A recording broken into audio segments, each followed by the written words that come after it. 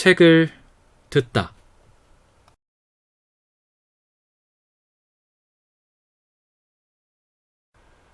제3장 물보라 여인숙.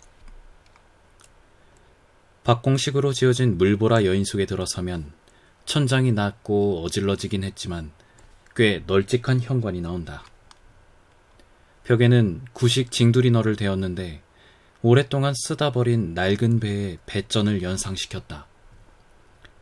한쪽 벽에는 커다란 유화 한 점이 걸려 있었는데 온통 그을리고 더러워질 대로 더러워져 있어서 밝기가 다른 불빛들이 교차하는 그곳에서는 눈여겨 살펴보고 여러 번 그곳에 찾아가 체계적으로 조사하고 이웃들에게 자세히 물어보고 해야만 비로소 그 그림의 의도를 조금이나마 이해할 수 있을 정도였다. 그 그림은 불가사의한 그늘과 그림자들의 집합체여서 처음에는 뉴 잉글랜드의 마녀 시대의 야심적인 젊은 화가가 저주받은 혼돈의 세계를 나타내려고 애쓴 것처럼 생각된다. 하지만 오랫동안 진지하게 감상하고 몇 번이나 고쳐 생각하면, 그리고 특히 현관 뒤쪽에 작은 창문을 열어놓고 보면 그런 생각이 엉뚱한 것이긴 해도 전적으로 부당한 생각은 아닐 수도 있다는 결론에 이르게 된다. 하지만 사람을 가장 당황하게 하고 어리둥절하게 만드는 것은 그림 한복판에 그려진 물체일 것이다.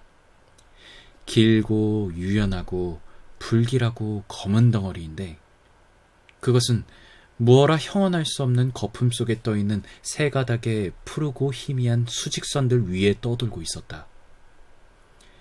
신경이 예민한 사람이라면 마음이 산란해지고도 남을 만큼 축축하고 물컹하고 질퍽한 그림이었다. 하지만 그 그림에는 명확하지는 않지만 절반쯤 달성된 상상할 수 없는 숭고함이 있어서 그것이 사람의 마음을 사로잡아 결국에는 그 불가사의한 그림이 무엇을 의미하는지 알아내고야 말겠다고 자신도 모르게 다짐하도록 만들었다. 이따금 멋진 생각이 화살처럼 머리를 스치기도 하지만 그것은 유감스럽게도 도저히 믿을 수 없는 황당한 생각들이다. 이를테면 이건 한밤중에 강풍이 휘몰아치는 흑해를 묘사한 게 아닐까? 자연의 내 원소 사이에 벌어진 부자연스러운 전투가 아닐까? 말라 죽은 히스가 무성한 황야가 아닐까? 북극의 겨울 풍경이 아닐까? 꽁꽁 얼어붙었던 시간의 흐름이 녹아서 다시 흐르기 시작한 모습이 아닐까? 하지만 이 모든 공상은 결국 그림 한복판에 그려져 있는 불길한 그 무언가에 굴복하고 만다. 그것이 무엇인지만 알아내면 나머지는 모두 분명해질 터였다. 하지만 잠깐만, 저건 무슨 거대한 물고기와 비슷하지 않나? 거대한 고래를 닮지 않았나? 사실 화가의 의도는 이런 것 같았다. 이것은 내가 이 문제에 대해 많은 노인들과 대화를 나누어 그들의 의견을 모으고 그것을 바탕으로 도달한 최종 결론이다. 그 그림은 홍곳을 돌다가 강력한 허리케인을 만난 배를 묘사하고 있었다. 반쯤 가라앉은 배는 물에 잠겨 돛이 갈기갈기 찢겨서 앙상해진 돛대 3개만 보인다. 그리고 성난 고래 한 마리가 선체를 뛰어넘으려다가 3개의 돛대 머리에 꽂혀 꼼짝 못하게 된 무서운 장면이었다. 이 현관의 맞은편 벽에는 야만인들이 사용하는 괴상한 곤봉과 창들이 줄지어 걸려 있었다. 어떤 것은 상아를 자르는 톱을 연상시키는 톱니가 잔뜩 달려있고 어떤 것은 사람 머리카락 매듭이 장식술처럼 달려있고 자루가 긴 낫으로 풀밭을 베고 난 자국 같은 활 모양의 거대한 손잡이가 달린 것도 하나 있었다. 보기만 해도 몸서리가 쳐지고 얼마나 잔인한 식인종과 야만인이기에 그렇게 무시무시한 도구로 농작물을 수확하듯 동물을 사냥할 수 있었을까 하고 생각하게 된다. 이것들과 함께 녹슬어 부서지고 망가진 낡은 고래잡이용 창과 작살이 나란히 걸려 있었다. 그 중에는 유명한 내력을 지닌 무기들도 있었다. 50년 전에 네이선 스웨이는 한때는 긴 창이었지만 지금은 팔꿈치 모양으로 심하게 구부러진 이 창을 가지고 해뜰녘부터 해질녘까지 고래 15마리를 잡았다. 그리고 지금은 코르크 마개를 뽑는 탈의 송곳과 비슷해 보이는 저 작살은 자바해에서 고래 몸뚱이에 박혔는데, 고래는 작살이 꽂힌 채 달아났다가 몇 년 뒤 블랑코 곳 앞바다에서 잡혔다. 첫 번째 작살촉은 꼬리 근처에 박혔는데 사람 몸에 들어간 바늘이 끊임없이 움직이듯 고래 몸속을 12m나 이동한 끝에 결국 등의 혹 속에 묻힌 상태로 발견되었다. 이 음침한 현관을 지나 낮은 아치길. 옛날에는 이 자리에 벽난로에 빙 둘러싸인 거대한 중앙굴뚝이 있었을 것이다. 을 통과하면 술청으로 들어가게 된다. 이곳은 훨씬 더 어두컴컴했다. 머리 위에는 육중한 들보가 너무 낮게 내려와 있고 바닥의 널빤지는 너무 낡아서 쭈글쭈글 주름이 잡혀 있었다. 그래서 길모퉁이에 닻을 내린 이 낡은 배가 맹렬히 뒤흔들리는 바람 부는 밤에는 마치 낡은 배의 뒷간판을 걷고 있는 듯한 기분이 들 것이다. 방 한쪽에는 길고 낮은 선반의 탁자가 놓여 있고 그 위에는 금간 유리장식장이 놓여 있는데 그 안에는 이 넓은 세계의 구석구석에서 수집한 먼지투성이의 골동품이 가득 들어 있었다. 건너편 모퉁이에서 어두워 보이는 동굴이 튀어나와 있었는데 그것은 참고래의 머리 모양을 조잡하게 본떠 만든 카운터였다. 어쨌든 거기에 세워진 거대한 아치 모양의 고래 턱뼈는 너무 넓어서 마차도 그 아래로 지나갈 수 있을 정도였다. 그 안에는 초라한 선반들이 있고 낡은 식탁용 유리병과 술병, 휴대용 술병들이 줄지어 놓여 있었다. 무엇이든 순식간에 삼켜버릴 것 같은 그 턱뼈 안에서는 그 옛날에 저주받은 요나처럼 깡마르고 작달만한 노인, 실제로 사람들은 그를 요나라고 부르고 있었다. 이 분주히 돌아다니며 돈을 벌기 위해 선원들에게 광란과 죽음을 기꺼이 팔고 있었다. 늙은이가 독을 따라주는 잔은 고약하다. 바깥쪽은 진짜 원통 모양이지만 안쪽은 바닥으로 내려갈수록 좁아져서 치사하게 용량을 속이는 날강도 같은 초록색 유리잔이다. 술잔 표면에는 평행한 선들이 좌우선처럼 새겨져 있는데 이 선까지 술을 채우면 1페니, 다음 선까지 술을 채우면 2페니 하는 식이어서 한 잔 가득 마시려면 혼곳이라고 불리는 선까지 따라야 하는데 그렇게 되면 1실링을 단숨에 들이켜는 셈이 된다. 내가 술청에 들어가자 젊은 선원들이 탁자 주위에 모여서 다양한 고래 이빨 표본을 희미한 불빛으로 살펴보고 있었다. 나는 주인을 찾아서 방을 하나 쓰고 싶다고 말했다. 주인은 방이 닫혀서 빈 침대가 하나도 없다고 대답하고는 손가락으로 이마를 톡톡 두드리면서 덧붙였다. 아니, 잠깐만. 작살잡이하고 담요를 같이 써도 괜찮겠나? 보아하니 자네도 고래를 잡으러 갈 모양인데 그런 일에 익숙해지는 게 좋을 거야. 그래서 나는 이렇게 말했다. 한 침대에서 둘이 자는 것을 좋아하지 않는다. 그러나 어쩔 수 없이 그래야 한다면 그 작살잡이가 어떤 사람이냐에 달려있다. 당신이 정말로 나한테 다른 잠자리를 내줄 수 없다면, 그리고 그 작살잡이가 도저히 참을 수 없을 만큼 불쾌한 작자가 아니라면 이렇게 추운 밤에 낯선 도시를 헤매 다니기보다는 점잖은 남자와 담요 한 장을 반씩 나누어 덮는 불편을 감수하기로 하겠다. 그럴 줄 알았어. 좋아. 그럼 앉게. 저녁은 먹고 싶다고? 곧 준비될 거야. 나는 방파제에 있는 벤치처럼 온통 칼자국으로 뒤덮인 낡은 나무 의자에 앉았다. 의자 한쪽 끝에서는 깊은 생각에 잠긴 선원 하나가 몸을 웅크리고 앉아서 벌린 두 다리 사이의 공간을 주머니 칼로 부지런히 새기고 있었다. 돛을 다 올려 바다로 나가는 배를 새기려는 모양인데 좀처럼 진척되지 않는 듯했다. 마침내 나를 포함한 4대 사람이 저녁을 먹으러 옆방으로 불려갔다. 그 방은 아이슬란드처럼 추웠다. 불길하곤 전혀 없었다. 주인은 날로 뗄 여유가 없다고 말했다. 2자루의 꼴 사나운 양초만이 수위에 쌓인 것처럼 타고 있을 뿐이었다. 우리는 선원용 재킷에 단추를 다 채우고 반쯤 굽은 손가락으로 될 것처럼 뜨거운 차를 입술로 가져가는 수밖에 없었다. 하지만 음식은 실속이 있었다. 고기와 감자에 푸딩까지 나왔다. 세상에, 저녁 식사에 푸딩이라니. 초록색 외투를 걸친 한 젊은이가 무서운 기세로 푸딩을 먹어대기 시작했다. 젊은이, 오늘 밤은 꿈자리가 사나울 거야. 주인이 말했다. 주인장, 설마 저 친구가 그 작살잡이는 아니겠죠? 내가 귀갯말로 물었다. 천만에. 주인은 불쾌하게 익살맞은 표정을 지으면서 말했다. 작살잡이는 얼굴이 까무잡잡한 사내야. 푸딩 같은 건 입에도 대지 않고 스테이크만 먹지. 그것도 설 익은 걸로. 굉장한 친구군요. 그 작살잡이는 어디 있습니까? 지금 여기 있나요? 이제 곧 올 거야. 어쩔 수 없이 나는 얼굴이 까무잡잡한 작살잡이가 자꾸만 마음에 걸렸다.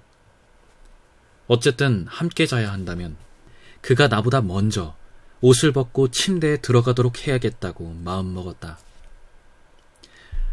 저녁 식사가 끝나자 우리는 술청으로 돌아갔다. 나는 달리 시간을 보낼 방법을 몰랐기 때문에 구경꾼 노릇이나 하면서 남은 저녁 시간을 보내기로 했다. 곧 바깥에서 떠들썩한 소리가 들렸다. 주인이 벌떡 일어나면서 소리쳤다. 돌고래여 선원들이군. 오늘 아침 앞바다에 나타난 걸 보았지. 4년 동안 항해하고 만선으로 돌아왔다더군. 자, 여러분, 이제 피지에서 가져온 최신 소식을 듣게 될 거요. 선원용 장화 소리가 현관에 들리더니 문이 획 열리면서 거친 뱃사람들이 우르르 몰려 들어왔다. 털로 덮인 불침번용 외투로 몸을 감싸고 누덕누덕한 털목도리로 머리를 꽁꽁 싸맸는데도 턱수염이 고드름으로 뻣뻣해진 그들은 레브라도에서 갑자기 튀어나온 곰들처럼 보였다. 그들은 배에서 방금 상륙했고 여기가 상륙한 뒤 맨 처음 들어온 집이었다. 그렇다면 그들이 고래의 입, 즉 카운터로 곧장 다가간 것도 놀랄 일은 아니었다. 그러자 카운터에서 임무를 수행하고 있던 쪼글쪼글하고 작달만한 요나 영감은 즉시 잔이 넘치도록 술을 따라서 그들에게 한 잔씩 돌렸다. 한 사람이 독한 감기에 걸려 머리가 지끈거린다고 투덜거리자 요나는 진과 당미를 섞은 송진 같은 약을 조제해주면서 감기라면 아무리 오래된 것이라도 레브라도 앞바다에서 걸린 것이건 어느 빙산의 바람바지에서 걸린 것이건 어떤 감기에도 잘 듣는 특효약이라고 허풍을 떨었다. 술은 곧 선원들의 머리로 올라갔다. 바다에서 막 상륙했기 때문에 아무리 소문난 술고래라도 금세 취하게 마련이다. 그들은 시끄럽게 떠들면서 날뛰기 시작했다. 하지만 나는 그들 중 한 사람이 약간 초연한 태도를 취하고 있는 것을 알아차렸다. 그는 혼자 맨송맨송한 얼굴로 있는 것이 동료들의 유쾌한 기분을 망치지나 않을까 염려하는 눈치였지만 어쨌든 다른 선원들처럼 시끄럽게 떠드는 것을 대체로 자제하고 있었다. 나는 당장 그에게 흥미를 느꼈다. 바다의 신들이 정한 운명에 따라 그는 곧 내 동료가 되었으므로 이 이야기에서는 한 배에서 같이 잤다는 것뿐이지만 여기서 그를 간단히 묘사해두겠다. 키는 180cm가 넘었고 어깨는 딱 벌어졌고 가슴은 댐 같았다. 온몸이 그렇게 억센 근육으로 이루어져 있는 남자를 나는 이제껏 본 적이 없다. 얼굴은 햇볕에 그을려 짙은 갈색을 띠었고 그래서 하얀 이가 대비되어 더욱 눈부시게 빛나 보였다. 눈의 깊은 어둠 속에는 그에게 별로 기쁨을 주지 못하는 듯한 추억이 감돌고 있었다. 목소리는 그가 남부 출신이라는 것을 당장 알려주었고 그 크고 당당한 체격으로 보아 버지니아주의 엘러게니 산맥에 사는 덩치 큰 산골 사람이 분명하다고 생각했다. 이 산에는 동료들의 소란이 절정에 이르자 눈에 띄지 않게 슬며시 빠져나갔고 그 후 바다에서 동료로 다시 만날 때까지 나는 그를 한 번도 보지 못했다. 하지만 몇 분도 지나기 전에 동료들은 그가 없어진 것을 알아차리고 폴킹턴! 폴킹턴! 폴킹턴이 어디 갔지? 하고 외치면서 그를 찾아 밖으로 뛰쳐나갔다. 무엇 때문인지 그는 동료들에게 인기가 대단한 것 같았다. 이제 9시가 다 되었다. 진탕 마시고 떠들던 선원들이 사라진 방은 어색하게 느껴질 만큼 조용했기 때문에 나는 선원들이 들어오기 직전에 좋은 계획이 내 머리에 떠오른 것을 기뻐하기 시작했다. 한 침대에서 둘이 자는 것을 좋아할 사람은 아무도 없다. 사실은 형제와도 같이 자고 싶어 하지 않는다. 왜 그런지는 모르지만 잠을 잘 때는 누구나 남의 눈을 피하고 싶어 한다. 더욱이 낯선 도시의 낯선 여인 속에서 미지의 낯선 사내와 함께 잠을 자야 하고 게다가 그 낯선 사내가 작살잡이라면 그 거북한 기분은 한없이 늘어날 것이다. 선원이라고 해서 침대 하나를 둘이 같이 써야 할 이유가 다른 사람들보다 더 많이 있는 것도 아니었다. 육지의 독신 귀족과 마찬가지로 선원들도 바다에서 침대 하나를 둘이 같이 쓰지 않는다. 물론 선원들이 한 방에서 모두 함께 자는 것은 사실이지만 각자 자신의 그물 침대에서 자신의 담요를 덮고 알몸으로 잠을 잔다. 그 작살잡이를 생각할수록 그 사내와 함께 잔다는 것은 생각하기도 싫어졌다. 작살잡이라면 속옷이 무명이든 모직이든 깨끗할 리가 없고 고급품도 아닐 게 분명하다. 나는 온몸에 경련이 일어나기 시작했다. 게다가 밤은 점점 깊어지고 있었다. 점잖은 작살잡이라면 집에 들어와서 잠자리에 들어야 할 시간이다. 그가 한밤중에 들어와서 내 몸 위에 털썩 엎어지면 어떻게 하는가? 그가 얼마나 더러운 곳에서 뒹굴다 왔는지 내가 어떻게 알 수 있겠는가? 주인장, 마음이 바뀌었어요. 그 작살잡이와 같이 자지 않겠어요. 그냥 여기 의자에서 자는 게 낫겠어. 좋을 대로 해. 매트리스 대용으로 쓸 식탁보를 내줄 수 없어서 유감이군. 이 의자는 널빤지가 너무 울퉁불퉁하고 거칠어서 말이야. 주인은 옹이와 새김눈을 만지면서 말했다. 아니, 가만히 있자. 저기 바에 대패가 있으니까 잠깐만 기다리게. 편안한 잠자리를 만들어줄 테니까. 이렇게 말하고는 대패를 가져왔다. 그리고 낡은 명주 손수건으로 의자에 먼지를 털고 원숭이처럼 희죽희죽 웃으면서 내 침대를 힘차게 대패질하기 시작했다. 대패밥이 사방으로 흩어졌다. 마침내 대패날이 단단한 옹이에 부딪혔다. 주인은 하마터면 손목을 삘 뻔했다. 나는 제발 그만하라고 말했다. 침대는 충분히 매끄러워졌고 아무리 대패질을 해도 송판을 오리털처럼 푹신하게 만들 수는 없는 일이었다. 주인은 또다시 희죽 웃고는 대패밥을 긁어모아서 방 한복판에 있는 커다란 난로 속에 던져놓고 볼일을 보러 가버렸다. 뒤에 남은 나는 멍하니 생각에 잠겼다. 의자의 치수를 재보니 내 키보다 30cm쯤 짧았다. 하지만 그것은 의자 하나를 잇대면 어떻게든 될 것 같았다. 그런데 너비도 30cm쯤 좁았다. 방에 있는 다른 의자는 대패질한 의자보다 10cm쯤 높았다. 따라서 의자 두 개를 나란히 잇대어 놓을 수도 없었다. 나는 앞에 아무것도 없이 비어있는 유일한 벽 쪽으로 첫 번째 의자를 가져가서 벽과 의자 사이에 등을 끼워 넣을 수 있도록 의자를 벽에서 조금 떼어 놓았다. 하지만 거기에 눕자 창틀 밑으로 스며든 차가운 외풍이 내 몸을 휘감고 지나갔기 때문에 이 계획은 전혀 바람직하지 않다는 것을 곧 깨달았다. 더구나 삐걱거리는 문 틈새로 들어온 또 다른 바람이 창문 틈새로 들어온 바람과 만나 내가 밤을 보내려고 생각했던 곳 바로 옆에서 작은 회오리 바람을 일으키고 있었다. 작살잡이 녀석, 귀신한테나 잡혀가라. 나는 속으로 저주했다. 하지만 잠깐만. 내가 먼저 선수를 칠 수는 없을까? 문을 안에서 잠그고 녀석의 침대에 들어가 자면서 밖에서 아무리 문을 두드려도 깨어나지 않으면 어떨까? 나쁜 생각은 아닌 듯했다. 하지만 다시 한번 생각해보고 나는 그 생각을 물리쳤다. 내일 아침에 작살잡이가 문간에 지켜서 있다가 내가 방에서 나가자마자 그 자리에서 나를 때려 눕힐지도 모르지 않는가. 그래도 나는 다시 주위를 둘러보고 다른 사람의 침대에서 자지 않고는 하룻밤을 무사히 보낼 수 있는 방법이 전혀 없다는 것을 깨닫자 내가 그 미지의 작살잡이에 대해 부당한 편견을 품고 있는 것인지도 모른다는 생각이 들기 시작했다. 잠시만 기다려보자. 그 작살잡이는 이제 곧 들어올 거야. 그러면 그 사내를 잘 살펴보자. 어쩌면 우리는 유쾌한 잠자리 친구가 될 수 있을지도 몰라. 그건 알 수 없는 일이지. 하지만 다른 숙방인들이 하나씩, 둘씩, 셋씩 들어와 잠자리에 드는데도 그 작살잡이는 돌아올 기미가 없었다.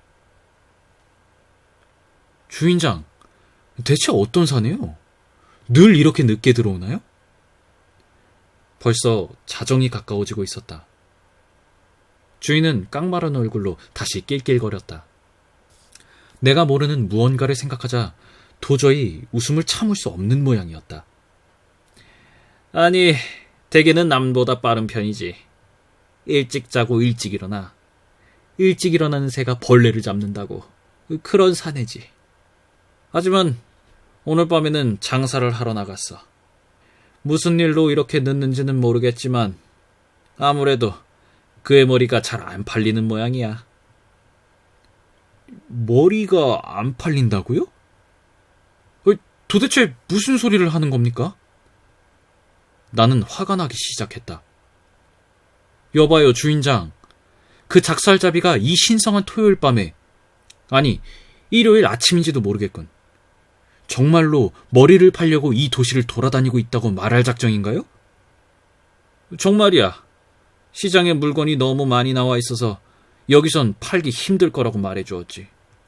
무슨 물건을 말입니까? 나는 소리쳤다. 그야 물론 머리지. 세상엔 머리가 너무 많아. 여봐요, 주인장. 나는 아주 침착하게 말했다.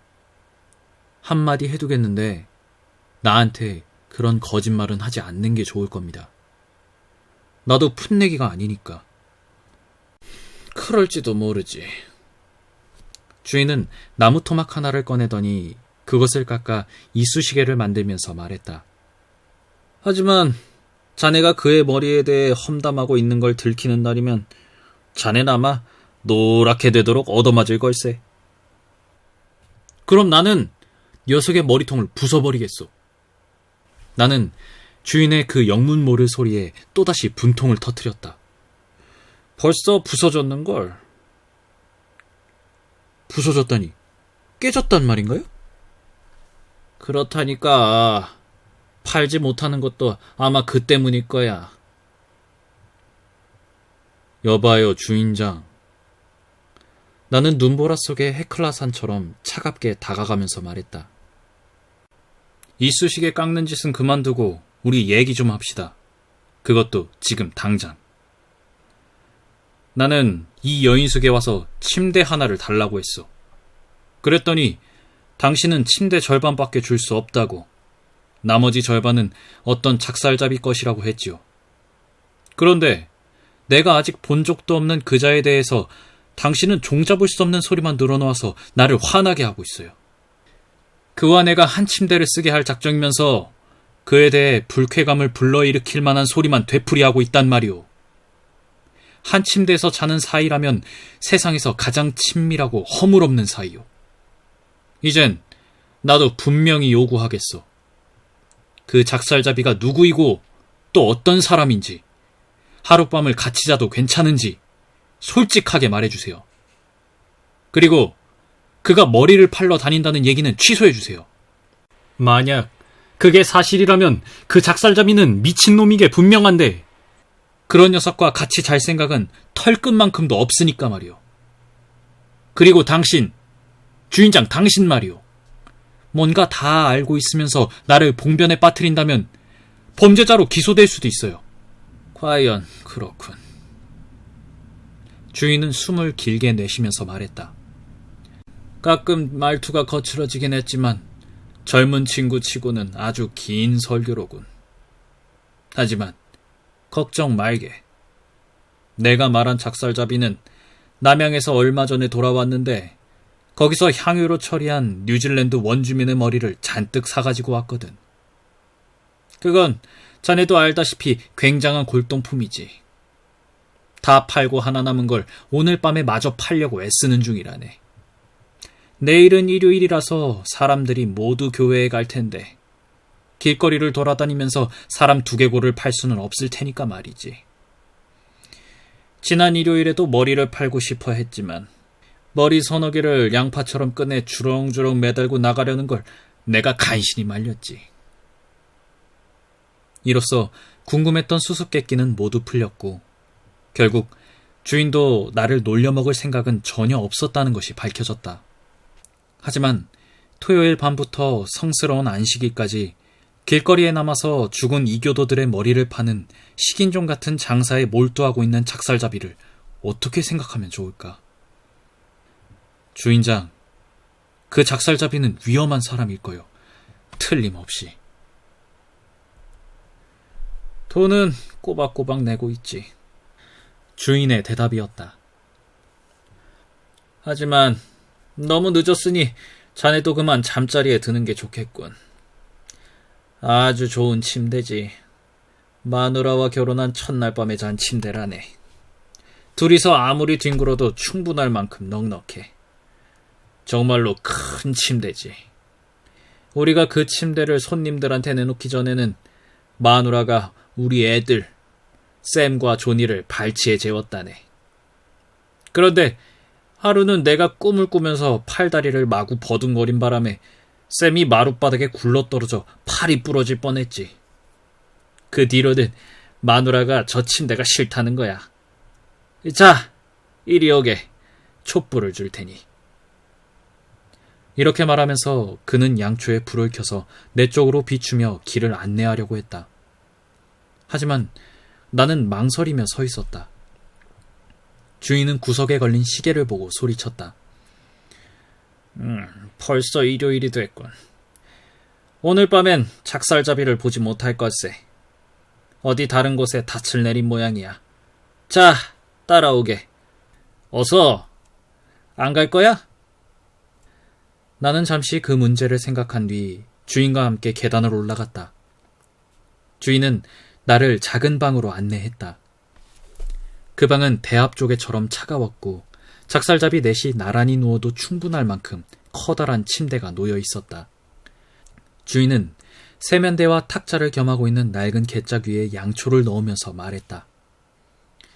자, 그럼 편히 쉬게. 내가 침대를 자세히 살펴보다가 눈을 돌렸지만 그는 어느새 사라진 뒤였다. 나는 이불을 젖히고 침대를 들여다보았다. 최고급은 아니지만 자세히 살펴보아도 꽤 쓸만한 침대였다. 이어서 나는 방 안을 둘러보았다. 침대와 탁자 외에 그 방에 딸린 가구는 보이지 않았지만 보잘것없는 선반 하나와 내면의 벽이 있고 벽난로 가림판에 발라진 종이에는 고래를 공격하는 한 사내가 그려져 있었다. 그 방에 딸려있지 않은 물건으로는 끈으로 묶어서 한쪽 구석 마룻바닥에 던져놓은 그물 침대와 커다란 선원용 자루가 있었다. 작살잡이는 육지에서 쓰는 트렁크 대신 그 자루에 옷가지를 넣어둔 게 분명했다. 또한 벽난로 위 선반에는 뼈로 만든 특이한 낚싯바늘 꾸러미가 놓여있고 침대 머리맡에는 기다란 작살 하나가 세워져 있었다. 그런데 괴짝 위에 놓여있는 이건 뭐지?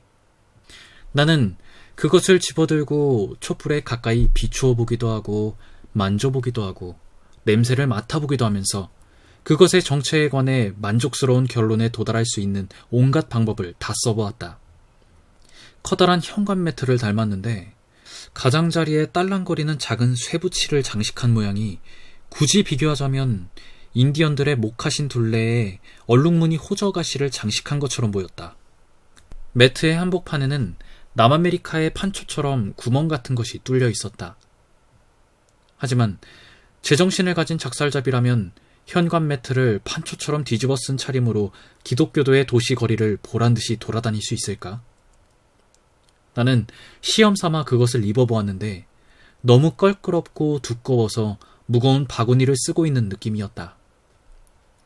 그 수수께끼의 작살잡이가 비 오는 날 입고 다니기라도 했는지 조금 눅눅했다. 나는 그것을 입은 채 벽에 걸려있는 작은 거울로 다가갔다. 거울에는 내 평생 본 적 없는 광경이 비쳐 있었다. 나는 그것을 황급히 벗어던졌다. 너무 서두르는 바람에 목에 경련이 일어났다. 나는 침대에 걸터앉아 머리를 팔러다니는 작살잡이와 그의 현관 매트에 대해 생각하기 시작했다. 침대에 앉아 한동안 생각한 뒤 나는 일어나서 짧은 재킷을 벗고 방 한복판에 서서 다시 생각에 잠겼다. 다음에는 저고리를 벗고 속옷바람으로 좀 더 생각했다. 하지만 옷을 반쯤 벗은 상태여서 심한 추위를 느끼기 시작했고 시간이 너무 늦어서 작살잡이가 오늘 밤에는 돌아오지 않을 것 같다는 주인의 말이 생각났기 때문에 나는 생각하는 걸 그만두고 바지와 신발을 벗은 다음 촛불을 불어 끄고 침대에 쓰러져 하늘의 보살핌에 나를 맡겼다. 매트리스 속에 옥수수 속대를 채워 넣었는지 깨진 도자기를 넣었는지는 모르지만 나는 이리저리 몸을 뒤척이며 오랫동안 잠을 이루지 못했다. 마침내 내가 얕은 잠속으로 빠져들어가 꿈나라로 막 떠나려 할 때 복도에서 묵직한 발소리가 들리고 가물거리는 불빛이 문 밑으로 비쳐드는 것이 보였다. 주님, 나 좀 살려주세요. 저자야말로 그 작살잡이, 악마 같은 두개골 장사꾼이 분명하다고 생각했다. 하지만 나는 꼼짝도 않고 누운 채 상대가 말을 걸어올 때까지는 한마디도 하지 않기로 작심했다. 낯선 사내가 한 손에는 촛불을 들고 다른 손에는 뉴질랜드 원주민의 머리를 들고 방으로 들어오더니 침대 쪽에는 눈길도 주지 않고 촛불을 멀리 떨어진 방구석 마룻바닥에 내려놓은 다음 내가 조금 전에 말한 커다란 자루의 끈을 풀기 시작했다. 나는 그의 얼굴을 보고 싶어 죽을 지경이었지만 그는 끈을 푸는 동안 얼굴을 나한테서 돌리고 있었다. 하지만 그 일이 끝나자 그는 고개를 돌렸다. 맙소사, 그 모습, 그 얼굴. 얼굴은 거무튀튀하고 불구죽죽하고 누리끼리한 색깔이었고 여기저기에 거무스름해 보이는 크고 네모난 것이 잔뜩 붙어 있었다. 예상했던 대로 내 잠자리 친구는 무서운 작자야. 한바탕 싸우다가 심한 상처를 입고 병원에 갔다 오는 길인 게 분명해. 하지만 그가 우연히 불빛 쪽으로 얼굴을 돌린 순간 그의 두 뺨에 붙어있는 그 검고 네모난 것들이 고약을 붙인 게 아니라는 것을 분명히 알 수 있었다. 그것은 일종의 얼룩이었다. 처음에는 그것을 어떻게 생각해야 할지 몰랐다. 하지만 곧 진실의 실마리가 내 머리에 떠올랐다. 식인종에게 붙들려 강제로 문신을 당했다는 어느 백인. 그도 역시 고래잡이였다. 의 이야기가 기억난 것이다. 이 작살잡이도 먼 바다를 항해하다가 그와 비슷한 일을 당한 게 분명하다고 나는 결론지었다. 결국 그게 어쨌단 말인가? 그것은 그의 표면일 뿐이다. 사람은 어떤 피부를 가졌든 관계없이 정직할 수 있다. 하지만 그의 괴상한 얼굴색은 어떻게 생각하면 좋을까? 네모꼴 문신과는 별개로 여기저기 흩어져 있는 얼룩 말이다. 물론 열대의 태양에 그을렸을 뿐인지도 모르지만 뜨거운 태양이 백인의 얼굴을 불구죽죽하고 누리끼리한 얼굴로 그을렸다는 이야기는 들어본 적이 없다. 하지만 나는 남양에 가본 적이 없다. 어쩌면 그곳 태양은 살갗에 그런 놀라운 효과를 나타내는지도 모른다. 이 모든 생각이 번개처럼 내 마음을 스쳐 지나가는 동안 작살잡이는 나를 전혀 알아차리지 못하고 있었다. 자루를 여느라 한참 애를 먹은 뒤 그는 자루 속을 뒤지기 시작했다. 그리고 곧 일종의 손도끼와 털이 붙어있는 물개 가죽 지갑을 꺼냈다. 그는 이것들을 방 한복판에 낡은 괴짝 위에 놓은 다음 뉴질랜드 원주민의 머리, 정말로 소름 끼치는 것이었다. 를 집어들어 자루 속에 쑤셔 넣었다. 이제 그는 모자, 비버 털가죽으로 만든 새 모자를 벗었다. 나는 새로운 놀라움에 사로잡혀 하마터면 소리를 지를 뻔했다. 그의 머리에는 머리카락이 한 올도 없었다. 적어도 머리털이라고 말할 수 있는 것은 전혀 없었다. 이마에 베베 꼬인 머리털 한 줌이 작은 혹처럼 남아있을 뿐이었다. 불그레한 대머리는 이제 아무리 봐도 곰팡이가 쓴 두개골 같았다. 그 낯선 사내가 나와 문 사이에 서 있지 않았다면 나는 음식을 씹지도 않고 허겁지겁 삼키는 것보다 더 빨리 그 방에서 뛰쳐나갔을 것이다. 하지만 그가 문을 막고 있었기 때문에 나는 창문으로 빠져나가는 방법도 생각해 보았다. 하지만 그 방은 2층 뒷방이었다. 두개골 장수인 이 붉은 악당을 어떻게 생각해야 할지 전혀 알 수가 없었다. 무지는 두려움의 아버지다. 나는 그 낯선 사내에 대해 완전히 당황하고 어리둥절했기 때문에 솔직히 고백하면 한밤중에 그렇게 내 방에 침입한 녀석이 악마라도 되는 것처럼 그를 몹시 두려워하고 있었다. 사실은 그가 너무 두려워서 말을 건 엄두가 나지 않았고 납득할 수 없는 일처럼 보이는 문제를 만족스럽게 해명해달라고 요구할 용기도 없었다. 그러는 동안에도 그는 옷을 벗는 작업을 계속하여 마침내 가슴과 두 팔을 드러냈다. 옷으로 가려져 있던 이 부위도 얼굴처럼 네모꼴 문신으로 얼룩덜룩했고 등도 역시 거무튀튀하고 네모난 문신으로 뒤덮여 있었다. 그는 30년 전쟁에 참전했다가 속옷 대신 고약을 처바르고 전쟁터에서 방금 탈출한 것처럼 보였다. 게다가 다리도 짙은 초록색의 청개구리떼가 어린 야자나무 줄기를 뛰어 올라가고 있는 것처럼 얼룩덜룩했다. 그가 남양에서 포경선을 타고 이 기독교 국가에 상륙한 혐오스러운 야만인인 것은 이제 분명해졌다. 이런 생각을 하자 몸이 덜덜 떨렸다. 게다가 머리를 팔러 다니는 장사꾼이다. 그것은 아마 동포의 머리일 것이다. 어쩌면 내 머리도 탐낼지 모른다. 마압소사, 저 손도끼 좀 봐. 하지만 떨고 있을 시간이 없었다. 이제 야만인이 시작한 일은 완전히 내 주의를 사로잡았고 그가 틀림없는 이교도라는 확신을 나에게 심어주었기 때문이다. 그는 아까 의자에 걸쳐놓은 묵직한 외투로 다가가더니 주머니를 뒤져서 마침내 기괴하고 볼품없게 생긴 작은 우상을 하나 꺼냈다. 우상은 등에 혹이 나 있었고 태어난 지 사흘 된 콩고의 갓난애 같은 색깔을 띠고 있었다.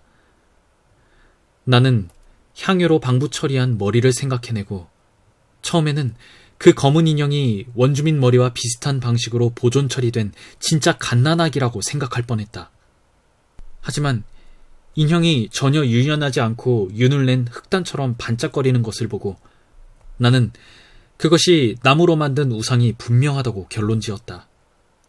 실제로 그것은 나무 우상이었다.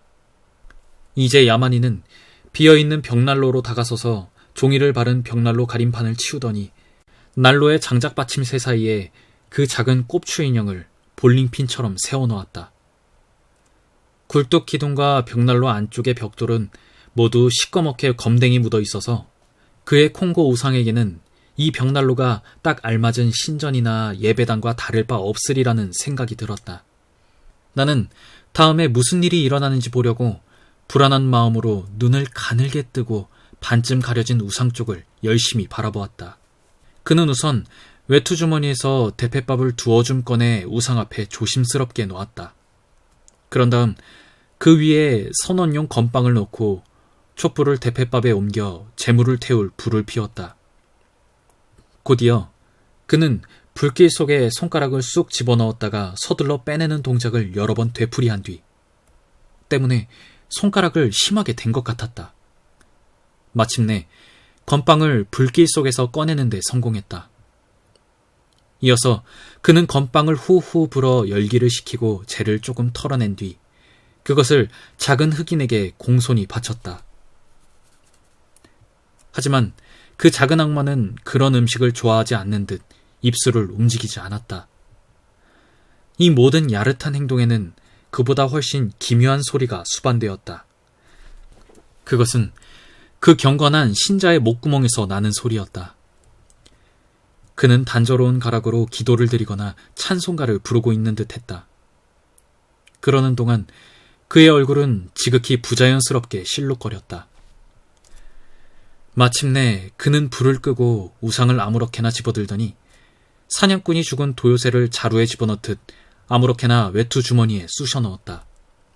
이 모든 야릇한 행동은 나를 더욱 심한 불안에 빠뜨렸다. 이제 그는 해야 할 일을 끝내고 침대로 뛰어들 조짐을 뚜렷이 보이기 시작했다. 나는 그가 촛불을 끄기 전에 나를 그토록 오랫동안 묶어놓은 마법을 깨야 한다고. 지금이야말로 절호의 기회이고 이 기회를 놓치면 영영 기회가 오지 않을 거라고 생각했다. 하지만 무슨 말을 할까 하고 생각한 그 짧은 순간이 치명적이었다. 그는 탁자에서 손도끼를 집어들어 잠깐 대가리를 살펴본 다음 자루를 입에 문 채 대가리를 촛불로 가져가서 담배 연기를 구름처럼 내뿜었다. 다음 순간 촛불이 꺼지고 이 야만적인 식인종은 도끼를 윗니와 아랫니 사이에 끼운 채 내가 누워있는 침대로 뛰어들었다. 나는 더 이상 참을 수가 없어 비명을 질렀다. 그도 깜짝 놀라서 으르렁거리더니 내 몸을 더듬기 시작했다. 정확히 뭐라고 했는지는 모르지만 나는 뭐라고 중얼대면서 벽 쪽으로 몸을 굴려 그에게서 떨어졌다. 그리고 당신이 누군지 뭐하는 사람인지는 모르지만 제발 조용히 해달라고. 내가 일어나서 다시 불을 켜게 해달라고 애원했다. 하지만 그의 목구멍에서 나온 반응으로 보아 그는 내 말뜻을 잘 이해하지 못한 게 분명했다. 너 누구야? 그가 마침내 말했다. 말 안 하면 죽는다. 그는 어둠 속에서 나를 향해 불붙은 도끼를 휘두르기 시작했다. 주인장! 제발 와주세요! 피터 코핀! 나는 고함을 질렀다. 주인장! 경비원! 코핀! 천사님들! 사람 살려! 말해! 누군지 말해! 안 하면 죽는다. 식인종은 또다시 으르렁거리면서 손도끼를 함부로 휘둘렀다. 그러자 뜨거운 담뱃재가 내 주위에 흩어졌다. 내 속옷에 불이 붙지나 않을까 걱정될 정도였다. 하지만 고맙게도 바로 그 순간 여인숙 주인이 촛불을 들고 방으로 들어왔다. 나는 침대에서 뛰어내려 그에게 달려갔다. 이젠 괜찮아. 무서워할 거 없어. 그가 희죽희죽 웃으면서 말했다. 이 퀵해그는 자네 머리카락 한 올도 다치게 하지 않을 테니까. 웃지 좀 마세요. 나는 소리쳤다. 저 악마 같은 작살잡이가 식인종이라는 말을 왜 해주지 않았어? 알고 있는 줄 알았지. 거리에서 머리를 팔러 다닌다고 했잖아. 이제 다시 침대에 들어가 자도록 하게. 이봐, 퀵해그. 너, 나 안다. 나, 너 안다. 이 사람, 너하고 같이 잔다. 알았지? 나, 잘 알아. 킥회그는 툴툴거리고 파이프를 뻐끔뻐끔 빨면서 침대에 일어나 앉았다. 너 들어와. 그는 손도끼로 나를 부르고 옷을 한쪽 옆으로 던지면서 덧붙여 말했다. 그의 태도는 정말 예의 바를 뿐만 아니라 친절하고 너그럽기까지 했다. 나는 선체로 잠시 그를 바라보았다. 문신을 했는데도 그는 대체로 깨끗하고 말쑥해 보이는 식인종이었다. 내가 왜 그렇게 야단법석을 떨었을까? 나는 속으로 생각했다. 이 사람도 나와 똑같은 인간이야. 내가 이 사람을 두려워했다면 같은 이유로 이 사람도 나를 두려워했을 거 아닌가. 술에 취한 기독교도보다는 취하지 않은 식인종과 함께 자는 게 나을지도 몰라. 주인장, 손도끼라고 해야 할지 파이프라고 불러야 할지 모르겠지만 어쨌든 저걸 좀 치우라고 하세요. 요컨대 담배 피우는 걸 그만두라고 말해주세요. 그러면 저 친구와 함께 자겠소. 하지만 침대에서 담배를 피우는 남자와 같이 자고 싶진 않아요. 그건 위험하니까. 게다가 난 보험도 들지 않았거든요. 주인이 퀵해그에게 이 말을 전하자 그는 당장 내 요구에 따랐다. 그리고 다시 정중하게 침대에 들어오라는 몸짓을 하면서 발가락 하나도 건드리지 않겠다는 듯이 몸을 굴려 침대 한쪽으로 자리를 옮겼다. 그만 가보세요, 주인장. 내가 말했다. 이젠 가도 됩니다. 나는 침대로 들어가서 잠이 들었다. 그렇게 단잠을 잔 것은 난생 처음이었다.